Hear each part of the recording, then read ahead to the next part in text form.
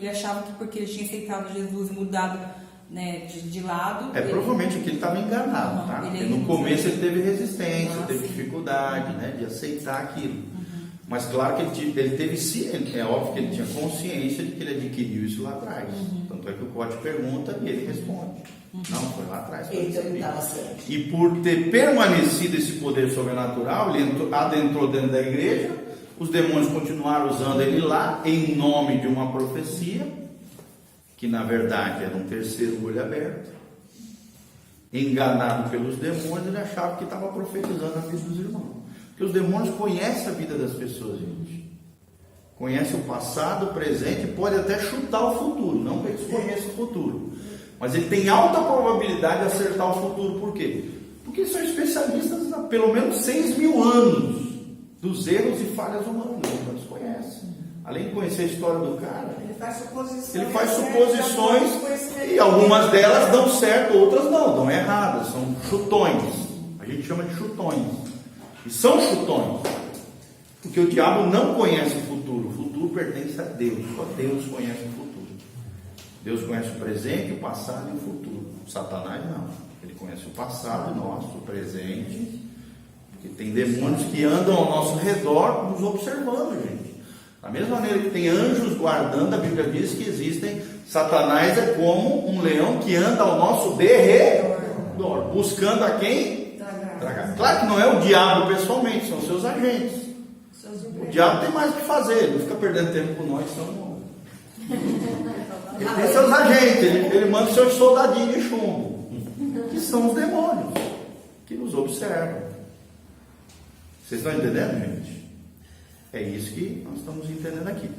Então vamos lá. Aquilo foi um tremendo confronto de poderes, né? Quando você vai confrontando, quando você faz esse pastoreamento inteligente, você está confrontando o reino das trevas. E aquilo acontece uma coalizão no mundo espiritual, entre o mundo espiritual e o mundo natural. E aí as reações são físicas. Endemoniamentos, doenças crônicas, dores, vômitos, coisas desse tipo. É a colisão entre o reino da luz com o reino das trevas. Aquilo foi um tremendo confronto de poderes, onde, mais uma vez, a cruz de Cristo triunfou. Mas por que triunfou aqui a cruz de Cristo, gente? No caso, na vida dele aqui. Porque ele se quebrantou. Está aqui, ó. O segredo está aqui. Se quebrantou. No começo ele resistiu. Provavelmente quem falou não foi nem ele, foi o demônio. Foi da boca dele. Porque o demônio, ele resiste. E com o tempo, quando ele caiu em si, foi conscientizado pelo pastor, aí ele caiu em si e se quebrantou. Aí a cruz, claro que a cruz sempre vai triunfar, mas pessoalmente ela só triunfa sobre aqueles que se quebram. Jesus já venceu, já é um fato concreto, é uma realidade. Só que esse triunfo da cruz, ele só se torna objetivo, real, palpável, concreto, se nós nos quebrantarmos. Só é eficaz naqueles que ele conhece, naqueles que se quebram, naqueles que... Ele é universal, só que o Filho de Jesus potencialmente é universal, é para todos, é pleno, é completo, é suficiente. Só que ele se torna concreto, eficaz, somente naqueles que se quebrantam diante de Deus. Vocês estão entendendo, amados? Todo mundo está entendendo? Beleza? É igual o perdão de Deus, mesma coisa. Depois de tudo, então, né, falando aqui o pastor, fiquei pensando nos pastores e nas inúmeras pessoas que ele havia ministrado, profetizado e imposto as suas. Por isso que eu digo para você, gente, não é qualquer um que coloca a mão em nós. Vocês já observaram como a gente tem um cuidado aqui? Quem ministra nas pessoas é só pastores e obreiros, ou pessoas que são sinalizadas e indicadas pelos pastores, que nós conhecemos a vida, já tem tempo conosco, nós conhecemos, sabemos que são pessoas consagradas, e nós chamamos: ô fulano, vem cá me ajudar aqui a orar pelas pessoas. Então, meu irmão, não deixe qualquer um meter na mão em você, porque às vezes aquela pessoa que vai orar por você está com a vida toda errada, toda estourada, tudo todo aloprado, às vezes até debaixo de uma influência maligna, e o cara vai estar colocando a mão sobre você. Colocar a mão sobre alguém, gente, isso denota autoridade. Imposição de mão é transferência de espírito. E transferência de espírito pode ser positiva ou negativa, de Deus ou das trevas. Eu não deixo pessoas que eu não conheço, vida, família, ministério, respaldado por alguém que realmente eu confio, colocar a mão na minha cabeça. Jamais. Jamais. Vocês estão entendendo, gente? É o exemplo que ele está citando aqui. Quantas e quantas pessoas foram ministradas, profetizadas, impostas as mãos? Qual teria sido a reação delas diante daquela chocante libertação? Descobrindo que o homem estava com demônios horrendos ali. Infelizmente, ele não passava de um bruxo com capa de profeta. Um canal aberto para o espírito de adivinhação e de controle. Olha só que interessante essas duas palavras aqui: adivinhação e controle. Meu irmão, quando o cara começar a profetizar, querer adivinhar coisas da tua vida e querer te manipular, querer te extorquir, querer te controlar, meu irmão, pode ter certeza que tem demônio. Manipulação, controlar a tua vida, tirar teu poder de individualidade, né, teu poder de decisão, querer decidir por ti, ficar bravo quando, por exemplo, tu decide uma coisa que diferente dele. Rouba o tempo da gente. Exatamente. É um cara que está agindo na manipulação. Nós, pastores, conselheiros, líderes cristãos, nós temos que orientar as pessoas, mas nós não podemos obrigar as pessoas, manipular as pessoas, tomar decisão pelas pessoas. Não, nós temos que dar a luz, nós temos que trazer a luz. Ó, a Bíblia diz isso, se eu fosse você eu faria isso, o que Deus diz é isso. Agora a decisão está na sua mão. A partir do momento que eu manipulo alguém, a manipulação já está embutido nela, que aqui a palavra que está sendo usada aqui é controle, adivinhação e controle. Pode ter certeza que não é Deus que está ali. Ou é a alma humana, a engenhosidade, né? Tem gente que tem a personalidade extremamente engenhosa, que é tudo do jeito dela, manipuladora, né? Narcisista às vezes. Gente, tem muita gente assim. Muita gente assim, doente, que tudo tem que ser do jeito dela, suga você, suga as suas energias e sai fora desse jogo. Só se deixa manipular quem quer. E tem gente que é especialista em manipular pessoas, tiranizar, subjugar a pessoa, despersonificar a pessoa. E geralmente essas pessoas são baseadas no acha que sabe mais do que os pastores, acha que sabe mais do que você, quer sair colocando a mão, abençoando todo mundo, orando todo mundo, e nem ela não lidera nem ela mesma, mas acha que pode liderar você. Vocês estão entendendo, gente? São neófitos, são carnais, são usados pelo inimigo para subjugar pessoas, e nós não podemos aceitar. Sim, eu citei um exemplo, né? No espiritismo, gente, a manipulação de carteirinha. Geralmente o médium manipulador, vem lá o João de Deus lá, manipulou centenas de mulheres, abusou de pessoas, mandava matar, né? Cobrava isso aqui, mandava tráfico de arma, tráfico de criança. Pá, o cara era extremamente demoniado. Eu tento imaginar a quantidade de demônios que tinha um cara daquele.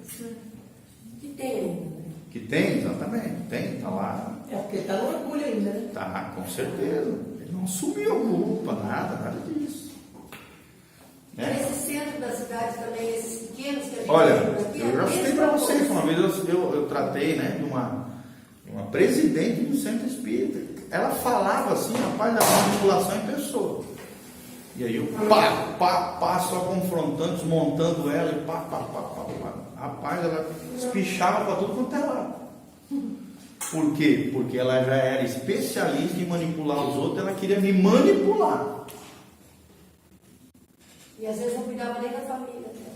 Não, a vida toda torta, até hoje. Tanto é que ela se afastou do evangelho, não aceitou tratamento, não aceitou discipulado, e hoje está em vida de mal a pior, tá nas trevas mesmo, infelizmente.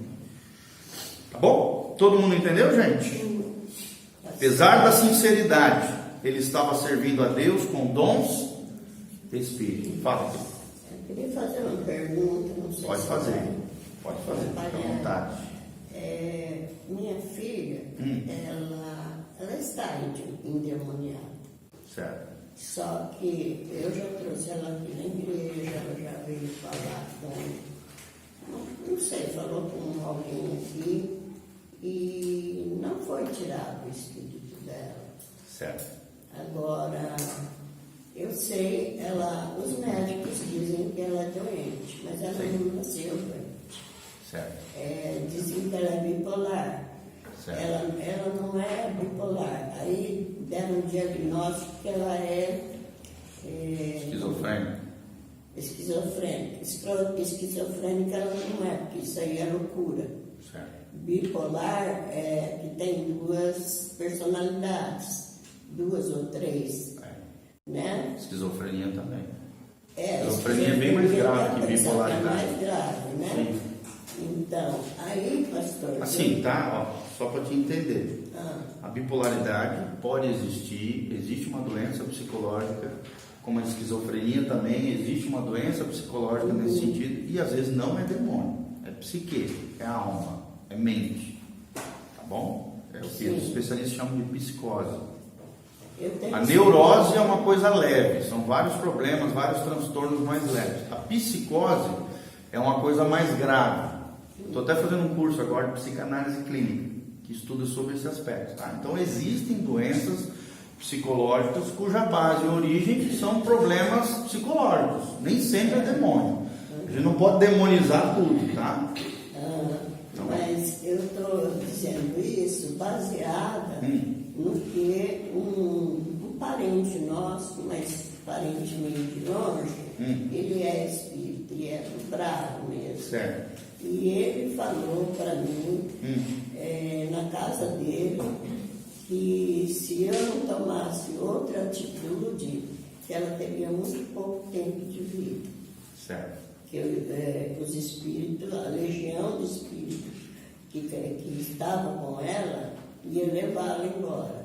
Certo. E ela está cada dia pior. Ela está com psicóloga, com psiquiatra. Isso vem há 7 anos. Certo. E eu estou batalhando, a igreja está batalhando. Sim. E não tem melhora.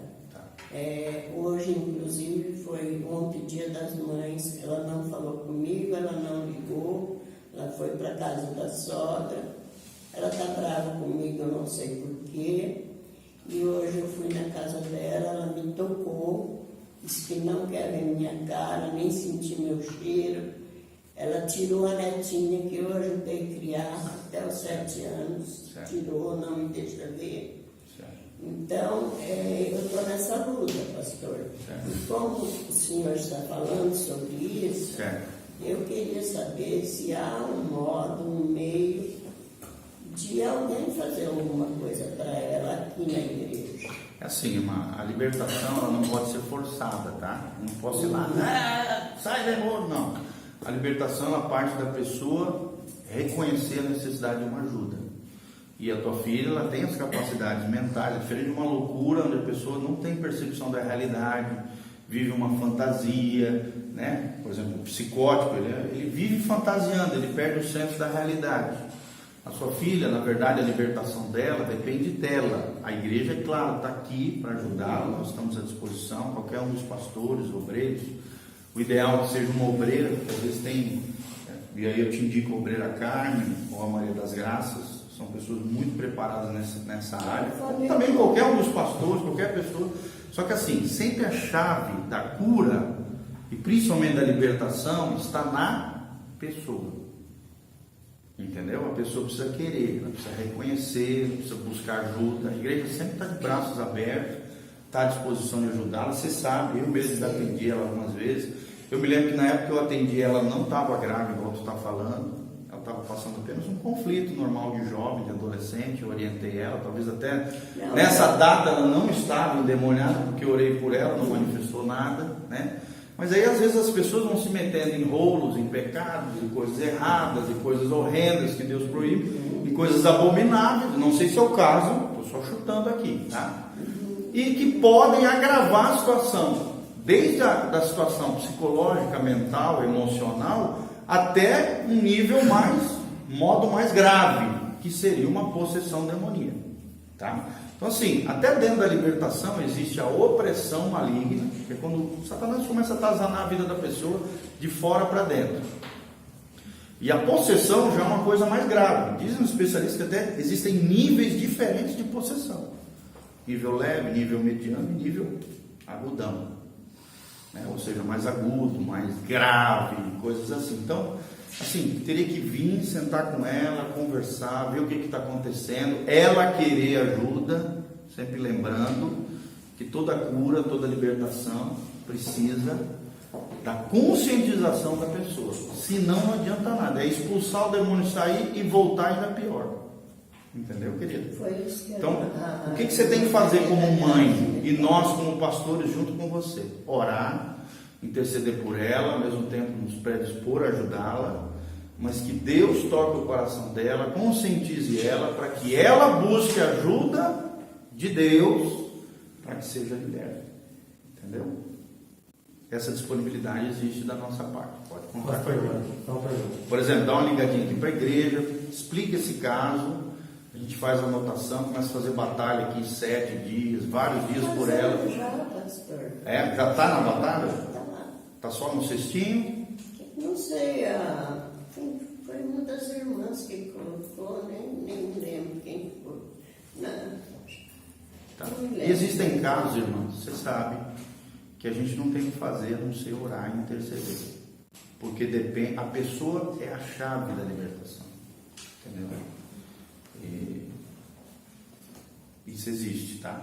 Eu tenho até casos na minha família, por parte da minha esposa, da raiz da minha esposa, pessoas que se desviaram, se meteram com coisas horrendas, pecados e coisas pesadas e não estão libertas, talvez até endemoniadas.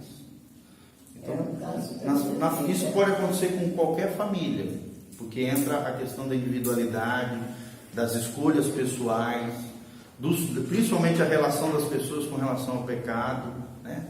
Por exemplo, eu não posso me posicionar pela tua filha, nem você por ela. Quem tem que tomar posição é ela. E existem pessoas assim. A gente tem que orar, tem que estar guerreando junto contigo, para que Deus proporcione esse momento, e aí a gente está de braços abertos para ajudar. Para isso, ela tem que estar em paz comigo, e ela não quer nem me ver mais. Tá, não, independente de estar em paz contigo, Deus pode gerar esse momento, através da nossa oração. Sim. Entendeu? A libertação só funciona como a gente viu aqui. Quando o cara se quebrantou, Deus entrou, a cruz operou. Entendeu? Se a pessoa não se quebrantar, não sei o que, esse negócio de ir para a igreja, pastor. E quem trouxe eu para essa igreja foi ela. Ela sabe. Eu já conversei com ela, dei orientações. Quando eu orientei ela, não só ela, orientei o cara que estava com ela, você sabe. E aí o que aconteceu? Não me ouviram, sumiram. Então a gente faz o que pode, né, irmã? Eu sei. Agora, sempre o que a gente pode fazer é o quê? Interceder, orar.